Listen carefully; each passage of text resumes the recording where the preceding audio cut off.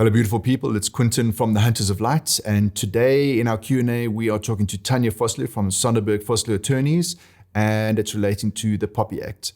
In 2 months' time, POPI Act will come into force, and those guidelines and rules will be enforced. And unless you've got unless you're POPI compliant, you could find yourself on the wrong side of the law. So making sure that you've got consent from your clients for the information that you're gathering, how you use those pictures, can you store them, can you use them for marketing purposes, etc. It also ties in quite nicely to the fact that these should be as part of a contract. Do you have a contract?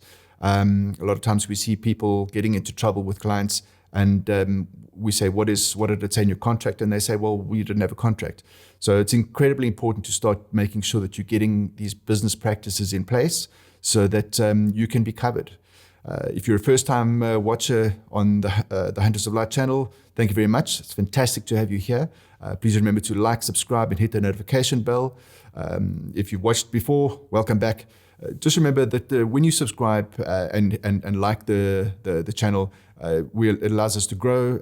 We can show more content like this, create more content like this for more people to be educated, motivated, and inspired. Cue the intro.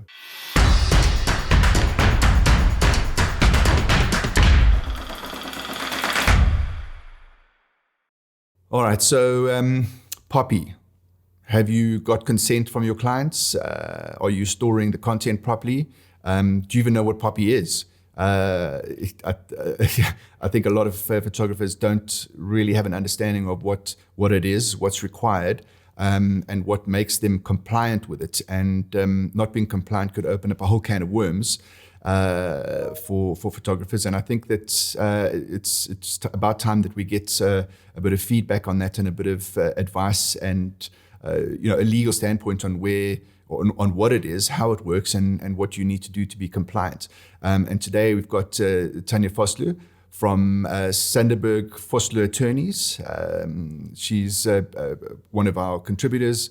Has provided some fantastic content in the past, and I think it's going to be great to hear and just get a bit of a wake-up call, I think, for most of us as to what it is that we need to be doing. So, Tanya, let's hand over to you and remind everyone who you are, where you're from, what you do, and how you're going to help us. Great, thanks, Quintin. Thanks for the opportunity. My name is Tanya Vosloo from Sandenbergh Vosloo Attorneys. We've been in business for about 7 years now, and we mainly specialize in regulatory compliance. We also do property conveyancing, estate planning, and then I'm also becoming a specialist in sort of the medical regulatory field. It's a passion of mine. But with regards to POPI, we've sort of been aware of the upcoming and looming changes that we all need to comply with for the past 2 or 3 years. And we've been prepping clients in the meantime. And for us, it's the main thing is sort of creating awareness around POPI. You'll see in my presentation that I don't like explaining or reading definitions. I think most of you will be able to read. But what I do try and do is sort of make it a little bit more practical, so that people can understand sort of what's coming in the next couple of months and what they can start doing now and implementing now to get POPI compliant. So yeah.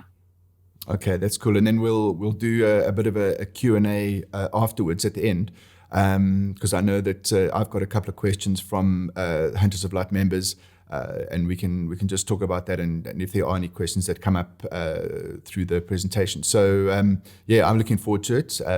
Let's share your screen and hear what you have to say. Right. All right. So POPI stands for the Protection of Personal Information Act, and I think the name of the act already gives us an indication of what it's all about. And it's important to sort of realize that this whole issue is around data protection and privacy. So if you keep that at the back of your mind, I think a lot of sort of light bulbs will come on. And it basically governs when and how organizations collect, use, store, delete, and generally handle personal information. I often get the question is, why do I need to comply now? So the three main reasons is that if there's sort of a data leak or a data breach in your company, there's legal consequences. So there are quite large fines, and there's also criminal sanctions that is set out in the Act. And of course, you get negative publicity, and you can suffer quite a bit of loss of business and goodwill. So those are the three main reasons why it matters to become compliant. Tanya, just to jump in there quickly, when you can go back to you can keep it on the, there we go.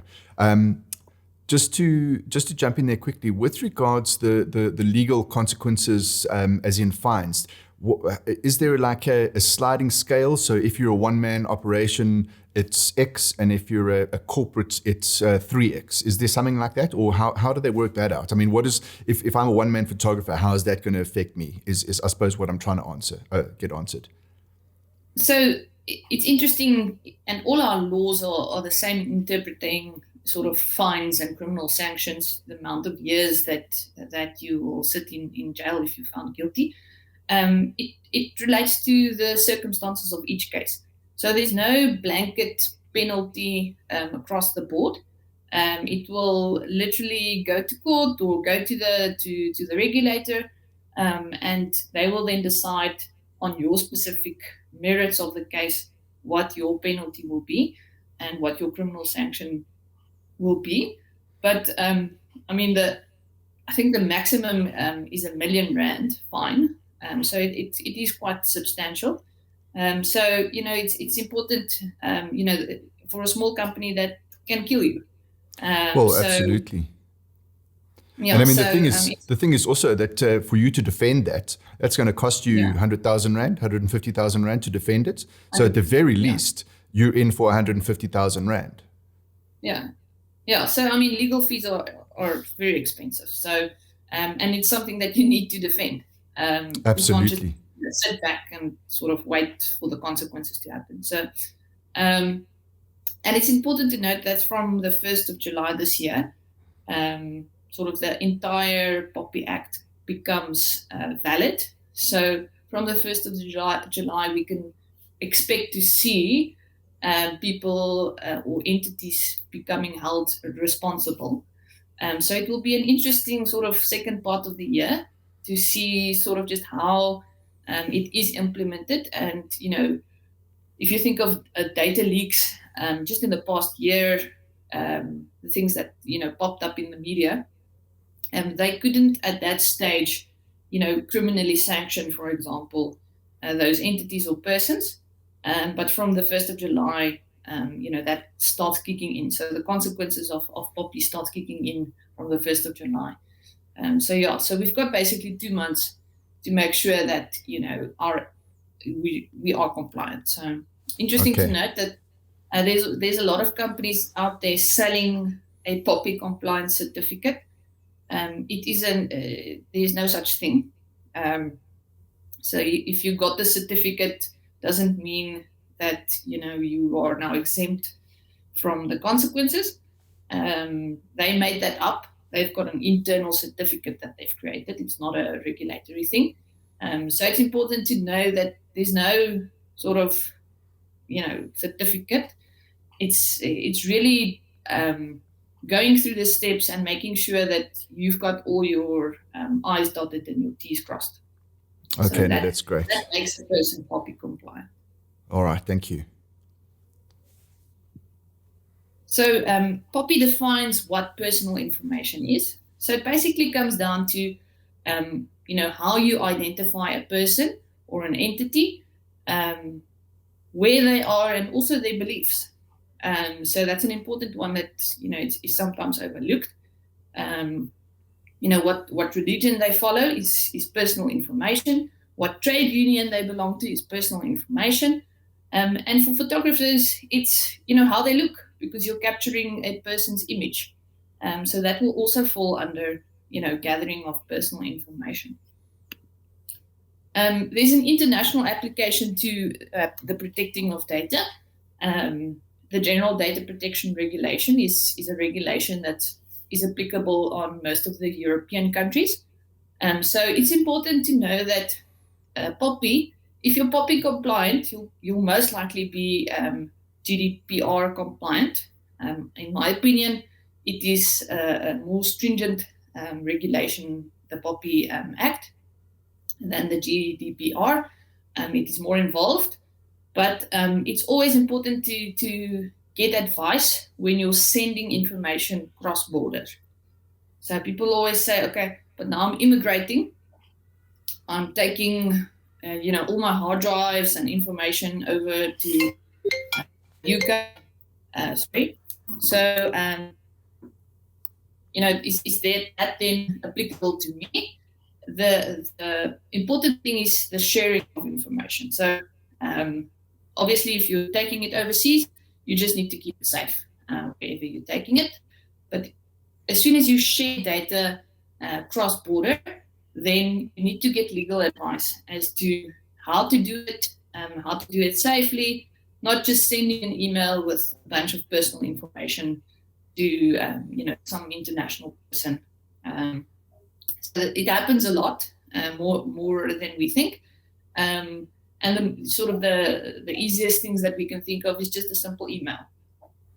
Sending an email to some .com email address. I always say, you need to make sure that the email server that you're using or program that you're using is a secure program. Is the data encrypted? These things will become more and more important as we become a more online society.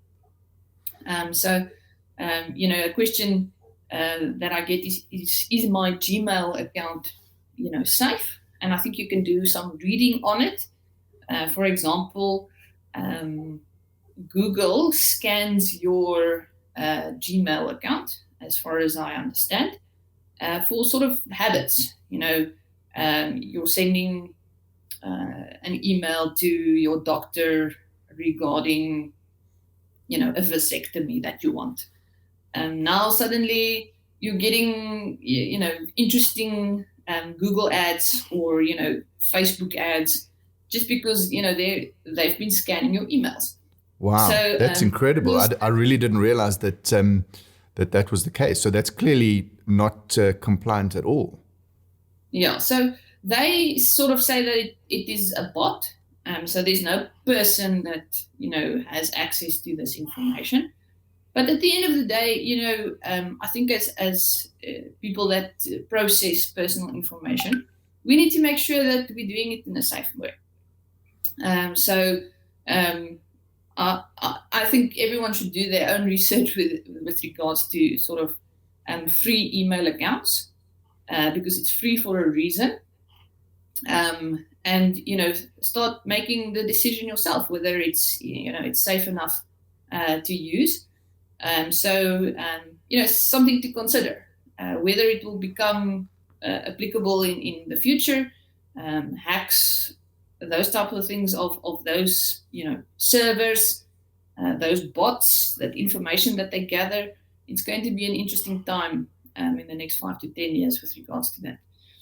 So just note that there is an international application. And then an important thing about, processing personal information.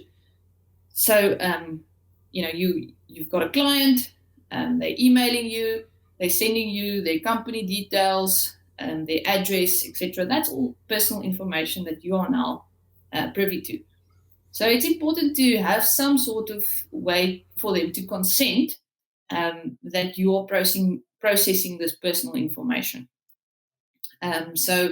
If you don't have the consent, then you either need it because it's necessary in law, it's done for research purposes, or if the person deliberately made it public. So sending it to you per email is not making it public. I would say sending it to you by posting it on Facebook where everyone can see it, that is obviously making it public. Okay. So, it's important to get consent. And how do you get consent? I always say if it's not written down, it doesn't exist. So you need to get them to sign something to say that you are gathering this information, why you are using it, how you are storing it, and what are their rights with regards to amending it or deleting it. So those are sort of the main things that you need to get consent on. And then a very important thing is children's information. And this is also very important in the photography industry because capturing baby shoots. There's this thing where people that want pictures of the whole birth process. So that's pretty sensitive personal information that relates to children. And POPI recognizes that children are vulnerable and they can't consent to, you taking their picture. So it's important to get the parent or the guardian's consent when you're processing the child's information. You're gathering maybe their names, their date of birth, their image. So this is all personal information that you need to get consent on for processing it. So again, if it's required by law that you process that information, then obviously that's fine, that you don't need consent there. And in cases where that would be relevant is, let's for example say in the medical field, there's a case of medical negligence and the child is involved, the child got hurt in the birth process or whatever, then we're requesting information of the child and their medical information from the medical practitioner. And we're doing that through a legal process. So in that case, you wouldn't need the parent or the guardian's consent because it's part of the legal process. So that would be sort of an example of required in law. So if there's some sort of legal battle and you requested to provide the court with information, then obviously the parents might not consent because it might be bad for their case or whatever, but in law you are required to do it. And again, if it's needed for statistical or research purposes, there's a caveat to this one that's not applicable to adults, is that if it's too much effort to gather consent, then you can go forth. So, if it's research about 10 million children, then obviously you can't get their consent. But if it's research on 2 children, then you can get those parents' consent. Even if it's for statistical research purposes, you need to get those parents' consent. And then again, if the parents are making it their personal information available in public, I see this a lot, where parents create a Facebook profile for their newborn child and they're sharing information there. So again, that's you basically giving information out there. Doesn't mean that you can now, as a photographer, use a picture that is of a child and use it, as part of, a portfolio of pictures you want to take. I would strongly advise against that. But in effect, the parents have made that public knowledge. So what does processing mean? It's defined in the Act. You can have a good look at it, but it comes down to the collection, storage, use, and sharing of personal information. And that's what we all do when we receive personal information from clients. So this is sort of, a take out from the Act. And I always say this is the part where you mustn't fall asleep, even though I'm going to do a little bit of reading, because the Act sets out 8 conditions for lawful processing. And if you sort of have cognizance of these 8 conditions, you'll sort of understand what you need to do to become POPI compliant. So I'll go through them. I've summarized them very shortly. They are over 10 pages in the Act, but you can go and have a look at them in the Act for further reference. So the first one is accountability. So there must be a responsible person in your business that makes sure that the business, or you as an entity or sole prop, is compliant with the Act. So if you're a sole proprietor, then obviously you yourself need to be that responsible person. So when there's a court case, for example, they're going to ask who had the accountability to make sure that everything was compliant in terms of POPI. And that person will be the person at the end of the day that will be held accountable. So it's interesting where companies just say, the secretary is the responsible person. So it's quite an interesting thing that probably will be tested in court very soon to sort of say, but was the secretary really the accountable person? And were they trained properly, and et cetera, et cetera? Exactly. Yes.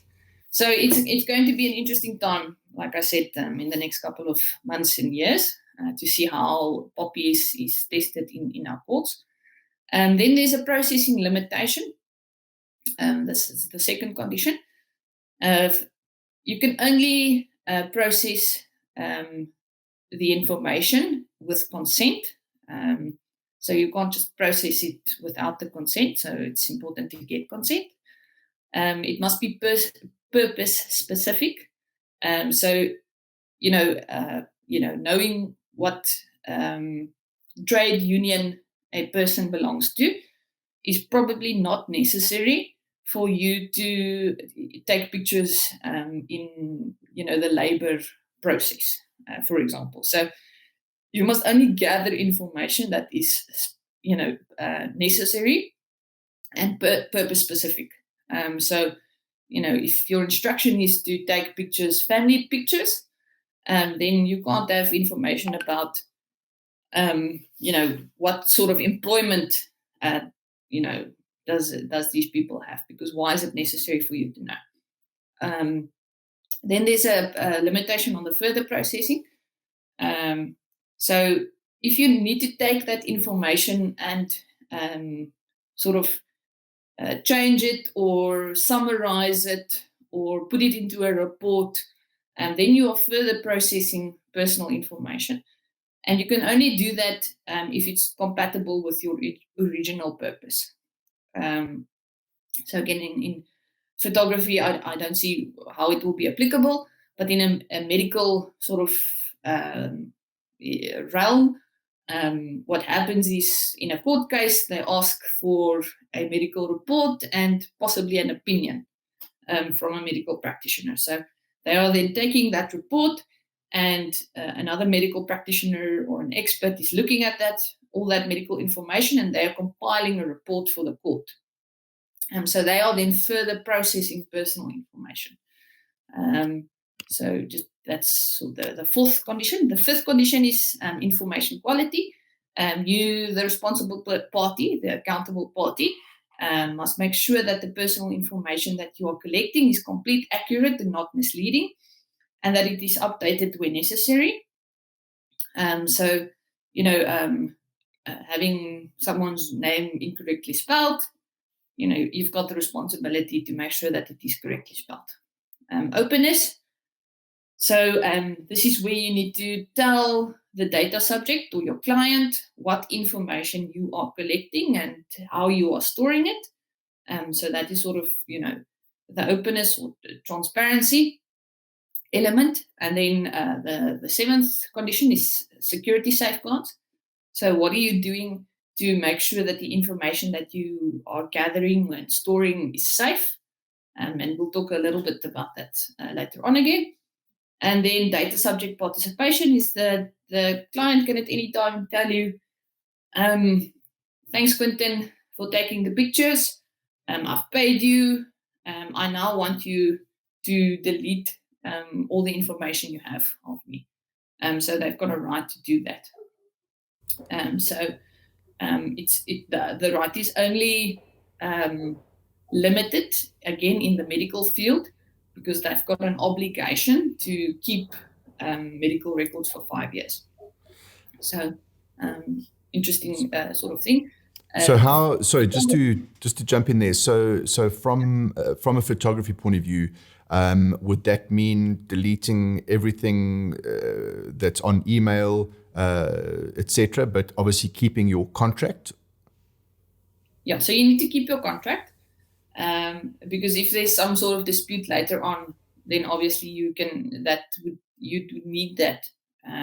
But it relates to personal information. So whatever personal information you are storing, if the client asks you to delete it, then you must.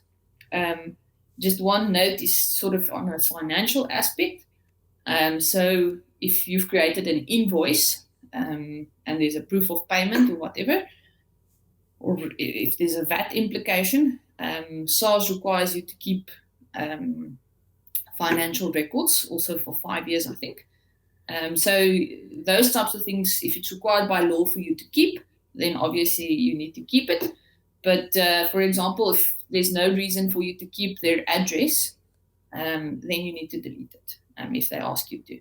And if you no longer need it, so it's 5 years down the line, but now you still have a document lying around where the person has given you their contact details and address and whatever, and you haven't heard from this client, then there's no reason for you to keep it. So it's important to then delete the information, and it's important to delete it correctly.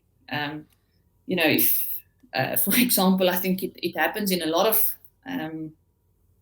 sort of scenarios now where people are working from home, is you've got the client, let's say in our firm, the client sends me their IDs. I've now scanned in their IDs. It's now on my electronic database, but now the physical copy lies in my office. My daughter loves drawing, so I put it in the scrap pile. She draws on it. She takes the paper to school, gives the drawing to her teacher because she drew something for her teacher. But at the back of it, it's got someone's ID. Now that personal information, is sort of running through the school system. So, that's an example of, if it's important to delete personal information. So you need to shred copies of IDs if you no longer need it, for example. Okay. No, that sounds cool. And then I assume that with regards to the actual photographs and deletion of those, it would depend on what it says in your contract, as opposed to just blankets. You must delete all my info. If the contract says I can use them for marketing purposes, then obviously they've consented to it. But if there's nothing like that in a contract, or if there is no contract, then you have to delete those images as well, is what I assume. Yeah, so you need to refer to, the copyrights that you have. Are you allowed to remain the owner of that photograph, or is the client the owner of the photograph? So depending on that circumstance, you either you can keep it or you need to delete it. Okay, cool. Thank you. All right. So yes, the consent part. So it must be voluntary, obviously, and it must be specific, and it must be informed consent. So you and I were just talking before we started the recording. If you've got little terms and conditions, a 3-liner at the end of your quote, and the client then pays you, is that, specific and informed consent? So I always caution people against the 3-liner, and I always say that you must get their written consent. So because if it's not written, how do you prove it? So there must be something in your little quote where they sign your terms and conditions, where they agree to it. And it must be specific. So it's not just terms and conditions, it must be specific to you having their personal information. So if your little 3-liner at the bottom of your quote doesn't relate to POPI and you're processing their information, then you are not POPI compliant.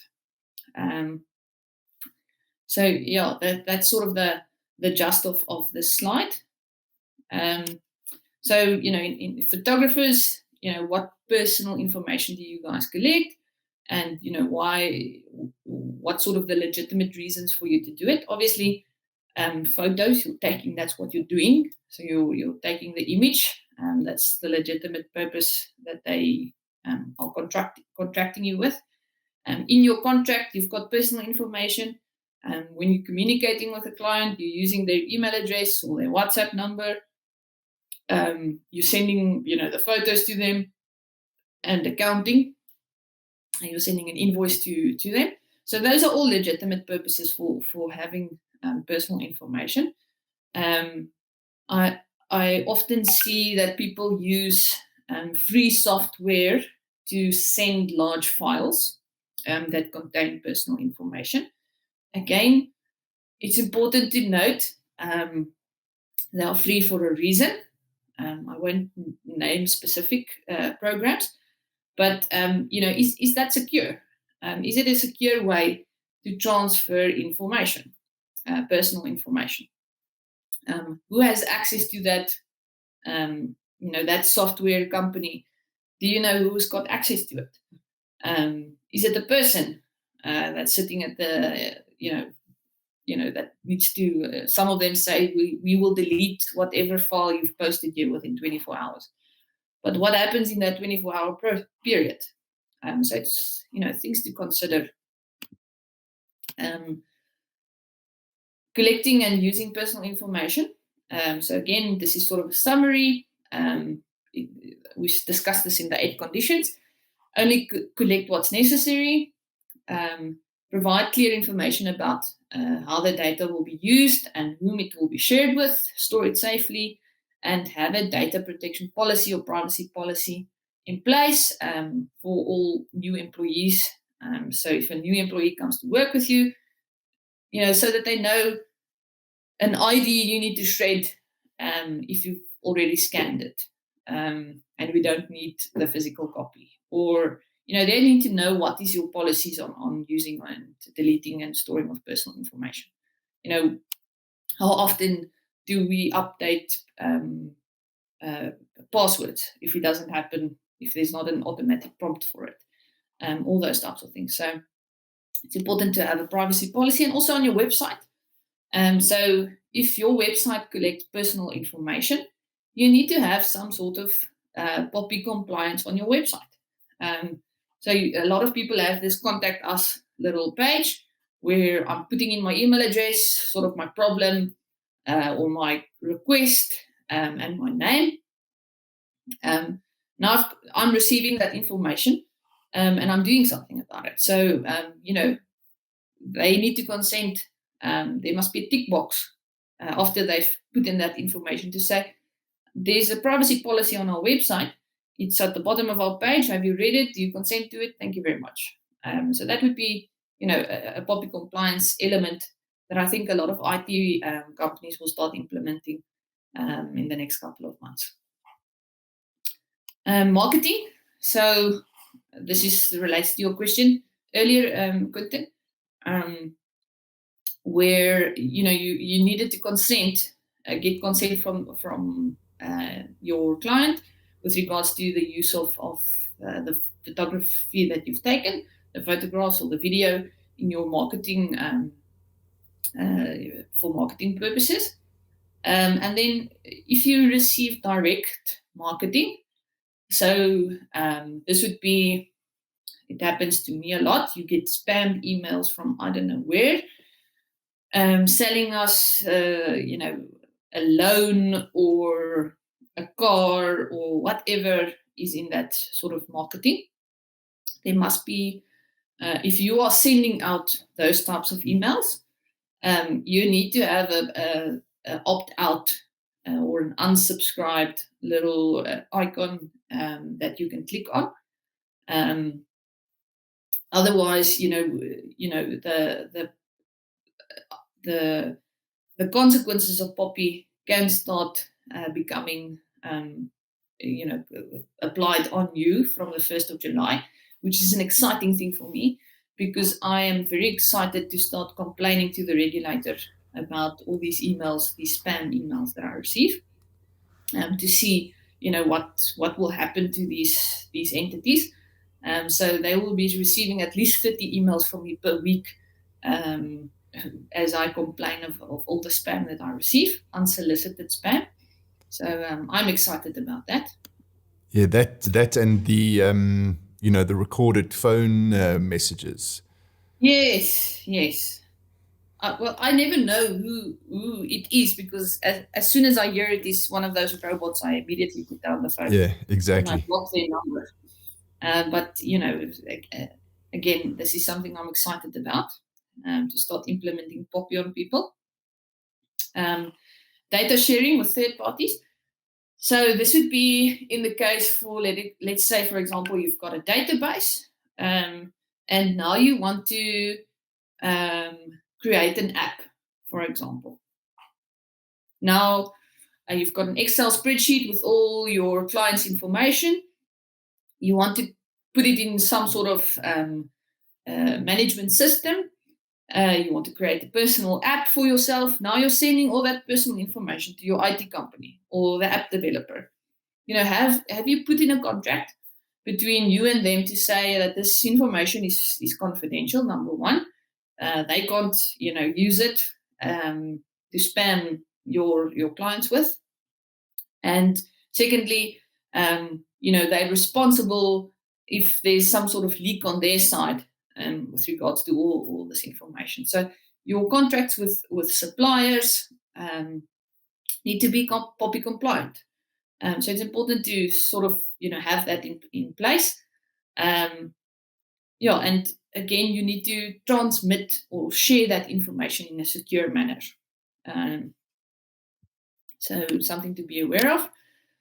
Security measures, very important. I can't stress this enough, that you have strong passwords on your computers, your Wi-Fi systems, your member login portals. There's actually a website of the 100 most used passwords, or most hackable passwords. And it's interesting to see sort of just what the passwords are that people use. For example, the word password, I think, is on the top 10 most used passwords. So very important to have some sort of password generating app, that no one will ever guess that password. Or having your name as a password is also a horrible password. And then ensuring that your data is secured and backed up. There's an IT guy that both Quintin and myself know, and he explained to me what the difference is between a backup and sort of just an online and a Dropbox, for example. So if you are using a Dropbox or a OneDrive to put all your information on, that is storage of your information, and that's not necessarily a backup, because at any time you can delete a document there and it will be gone forever. So a backup is something that is, an additional. If you delete something on Dropbox, it's not deleted on your backup. So that's what a backup is. It's important to have it, and that your backups are secured. Quintin and I were just discussing sort of the scenario where you've got photos backed up on a hard drive, and it's photos of children and family shoots and baby shoots. And now someone breaks into your house, they steal all the electronics, laptops, hard drives, etc. And now they've got access to all these photos of children. So it's important to, have a backup that is a secure backup, that's password protected. Don't release personal information or data to anyone if it's not your responsibility to do so. So in a large corporation, if someone has been appointed as the POPI officer, they've got the accountability.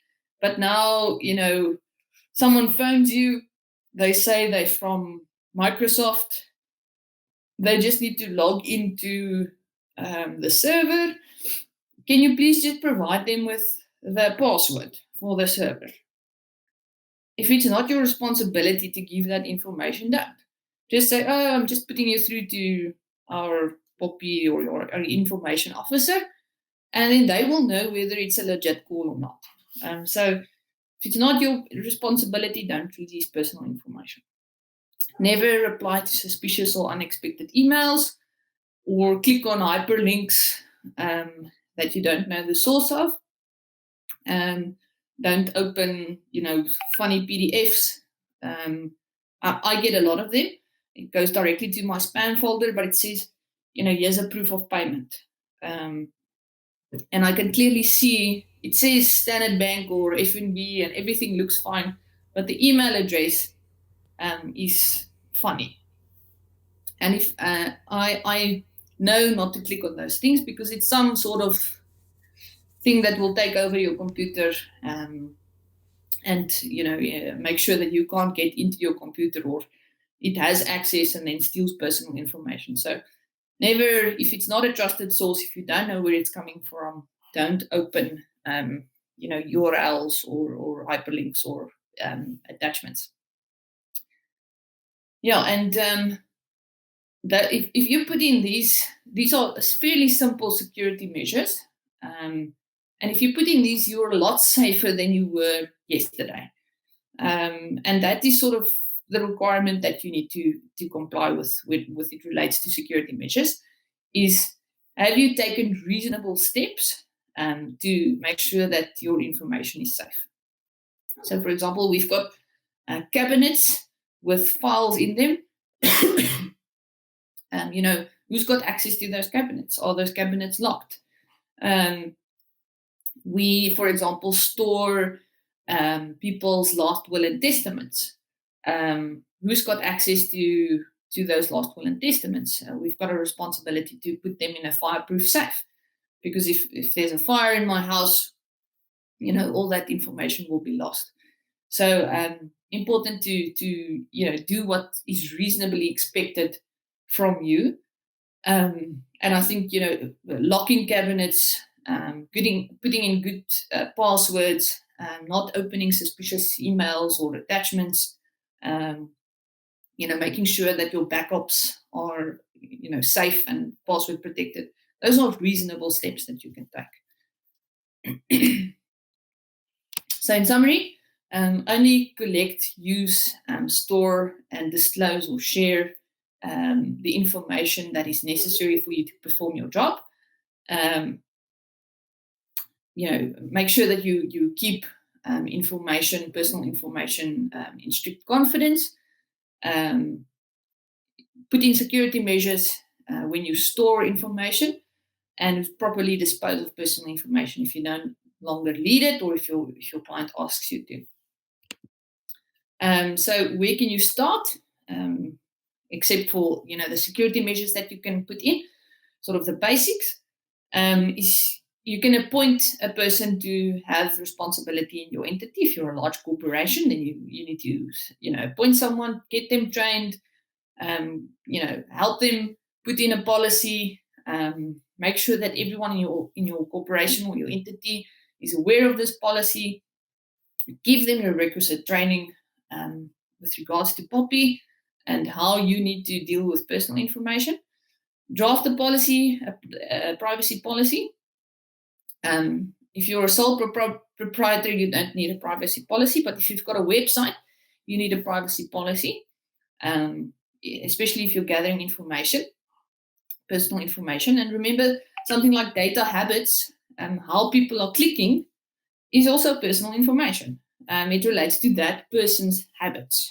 So, if you've got Google Analytics or something on that using your website, then you need to get consent from the user of your website, and you just put that in your privacy policy. I'm sure this is also going to be tested at some stage. whether just having a privacy policy on your website is sufficient to comply with the consent requirement. But until that time, I think it's sufficient to just at least have one. Later on, when it gets tested in court, I think it's a fairly easy thing to just fix, where there's a pop-up to say, "Hi, user, do you agree to my privacy policy?" This is where you can find it. Click, that type of thing. Ensure that your agreements have the necessary POPI clauses. So for your IT guy, if you've got an external cleaning company that's cleaning your office, there's personal information lying around. Have you contracted with them? And is there a POPI clause in there? Your employees, you gather personal information of your employees. Do you have a little clause in your employment contracts to say, this is the information we're gathering of you, this is why we're having it, this is where we're storing it, that type of thing. So it's important to check that all your agreements have necessary POPI clauses, and also with your clients, obviously. Any person in your entity that has access to your personal information, they need to sign a confidentiality agreement. So employees, IT guy, etc. Again, backups. Can't emphasize having backups. Especially where someone has taken over or hacked your system, and now you can't get access to your system until you pay them X amount of Bitcoin. If you've got a backup, then you just say, "Oh, sorry, I'm, throwing that computer away and getting a new computer, and I'm going on with my business at least." Change passwords regularly. Determine how you are going to delete personal information. A shredder, everyone must have a shredder. And get legal advice when you're sharing information cross-border. It's not the same for each country. So not everyone is GDPR. Some, for example, Australia, they've just put in sort of a POPI similar act into their laws. So it's important to sort of be aware of these things, and you won't necessarily be aware, but the right attorney will be aware. So just make a mental note that if you're sharing personal information cross-border, that you just get advice on this point. Yeah, and that's it, Quintin. I don't know if you've got additional questions. Yeah, I mean, I think the points that have come up, out of the questions that I've received before our chat, most of them have been covered. But I think it's important to make sure that things like the checkbox to say that you give consent when submitting that form. Those sorts of things are. I mean, everyone who's a photographer who wants to either show off their work or sell their work or sell their services has got a website with a form. And that small point will mean that people have gone and they've read the terms and conditions and the privacy policy and all of those things and have consented to it before they even send it to you. So something like that is fantastic. But the other thing that's come up is again related to contractual issues, whether you can use that person's image for your marketing purposes. And time again, we see on Facebook where someone has had an altercation with either a photographer or with a client, and it's a contractual issue. And people say, well, what does it say in your contract? And I would almost say 99% of the time people go, well, I haven't set up a contract yet. And therein lies the problem. If you haven't specified this is what happens with the images once they're taken, I'm going to use them for my marketing purposes. I do own them in terms of copyright, the copyright laws, etc. if you don't specify those things, well, then you can't use them on your marketing purpose for marketing purposes. You certainly don't own the copyright of them, because in this country, copyright is retained by the client or the person who's paid for it automatically. So contractual issues, extremely important. And I think that once we start getting those things in place, we'll find the ride a lot less bumpy for when these situations come up. But I think that with regards the privacy policy, how do you? I mean, you've gone through the basics of where we start, et cetera, et cetera. Do you as a company offer a service where you can take in a client's current agreement or policy and have a look at it and provide advice? Yeah, so we can obviously look at their agreements with their clients, their suppliers, etc. If they don't have agreements, we can assist them with that and just make sure that it is POPI compliant. It's literally, an additional clause to every agreement that we put in, just to make sure that there is something on, whose responsibility is it if the data is breached when it's in your hands. So that's important. And then we'll obviously also draw up privacy policies for websites. And we do general advice. I've had this sort of presentation for many different companies, associations, etc., and we make it a little bit more applicable to them specifically in each case. So we can certainly assist. Okay, no, that's perfect. Obviously, I'll provide your contact details in the description for the video. And if people want to get hold of you, they can do so that way. It might also be an idea to set up a discussion on the discussion forums on the Hunters of Light website. To if people come up with questions, they can be answered there, and more people can find those answers at a later stage, etc. And I suppose while we're at it, if you've watched these videos before, thank you very much for watching again. If you're not a subscriber, please hit the like button, the notification bell, subscribe. The more people we have on the channel, the better it is for the channel, and the more we can create content like this for photographers. Remember, the Hunters of Light was started to motivate, inspire, and educate, and that's the mission that we're still on and will continue to follow. So, Tanya, thank you very much. I really appreciate your time again, providing fantastic advice and little gems like the little checkbox thing on the form. Why didn't I think of that? But I suppose that's what you do. So thank you. I appreciate your time and your energy, and look forward to seeing how we'll chat again in the future.